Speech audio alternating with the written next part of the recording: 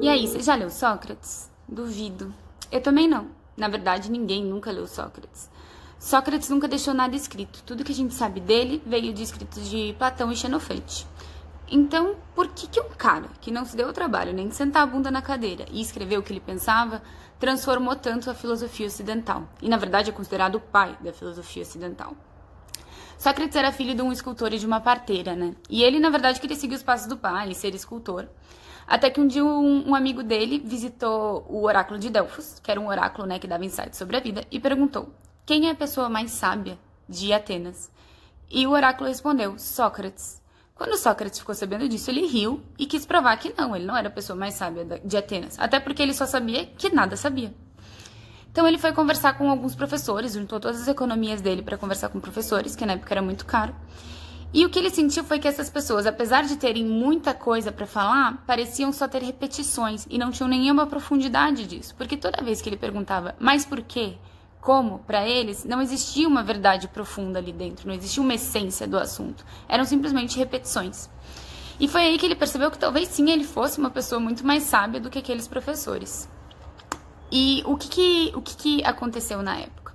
Na época, os filósofos mais famosos eram sofistas, e esses sofistas, eles estudavam o universo natural das coisas, eles eram muito relativistas, eles acreditavam que cada um tinha a sua verdade.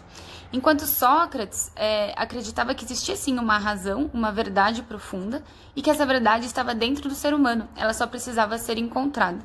Então, ele começou a olhar para o indivíduo, em vez de olhar para, né, a situação, o universo natural. E aí ele desenvolveu o que a gente chama hoje de método socrático. O que é o método socrático? Ele começava com a etapa de ironia, que é basicamente fazer a pessoa reconhecer a própria ignorância, né? Então ele ia lá, pegava uma verdade que a pessoa tinha na cabeça e começava a questionar essa verdade.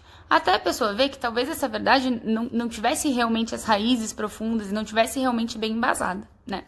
Uma vez que ela reconhecia essa ignorância, ele ia para a segunda parte, que ele chama de maiêutica. Maiêutica significa parteira. Então, ela é basicamente dar à luz as ideias. E o que era isso? Ele pedia, então, exemplos daquele tipo de verdade que a pessoa tinha na cabeça. Então, vamos explicar melhor aqui. Por exemplo, se eu te pergunto o que é coragem, você vai ter lá uma resposta pronta, uma frase pronta para mim. E eu começo a te perguntar em cima disso, né? Tá, mas e por que isso é coragem e tal? E você vai ver, puta, talvez isso não seja coragem. Então ele pedia exemplos de coragem. E de todos aqueles exemplos de coragem, você tem sim um denominador comum. E esse denominador comum era sim a essência da coragem, que daí é uma definição única, uma verdade profunda, né? Então esse é o método socrático que transformou a filosofia ocidental.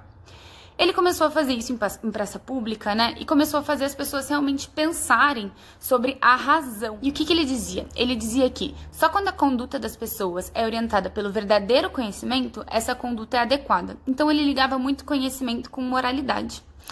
E o que começou a acontecer? Ele arranjou muitos seguidores, muitos discípulos em Atenas e começou a incomodar algumas pessoas que eram, né, privilegiadas pelas verdades anteriores, né? Então, pelo jeito de olhar o mundo anterior. E começou a ser acusado de corromper os jovens e também de não ter métodos ortodoxos, né? Então, falavam que ele não acreditava nos deuses atenienses e tal. Então, ele foi julgado, né, depois de muito tempo, e foi condenado. Mas mesmo condenado, ninguém queria matar Sócrates. Então, deram tempo para ele fugir, nunca perseguiram ele muito e tal. Só queriam que ele parasse de incomodar. Ele em nenhum momento fugiu. Mesmo depois do julgamento, foi dada oportunidade para ele escolher o seu castigo, né, a pena dele. E aí, ele ironicamente respondeu: a minha pena deveria ser uma pensão vitalícia, por todo o conhecimento que eu tô e por todo o serviço que eu tô prestando para Atenas. E aí, obviamente, depois disso, ele foi sim condenado à morte. E quando ele foi condenado à morte, de novo, ele teve a oportunidade de fugir. E por que ele não fugiu, né? Ele diz que ele tinha uma vozinha interior na cabeça dele, que a gente pode interpretar como uma consciência, que dizia pra ele que ele não devia fugir. Então, nessa época, Sócrates já tinha 70 anos, ele já tinha cumprido o papel dele no mundo. E aquela vozinha dizia pra ele: não, você tem que seguir o seu destino. Então, ele resolveu ficar, apesar de toda a insistência dos amigos dele pra ele fugir, de toda a facilidade que ele teria pra fugir. E um dia específico, ele teve que, né, tomar a cicuta, que era o veneno, e morreu. Depois de ser julgado, né, teve uma frase de Sócrates que ficou super famosa. Ele disse o seguinte: vocês me dão a escolha entre duas coisas. A primeira, que eu sei ser horrível, que é viver sem poder passar meus conhecimentos adiante. A segunda, que é a morte. Prefiro ficar com o que eu desconheço. Quem relatou essa frase, também quem relatou a maioria da história de Sócrates foi Platão, como eu disse, que é um dos seus discípulos, né? Na verdade, seu discípulo mais famoso. E depois de Platão veio Aristóteles, né? Que foi discípulo de Platão. E aí a gente tem a tríade, né? Da filosofia grega, né? Que são os três grandes filósofos gregos.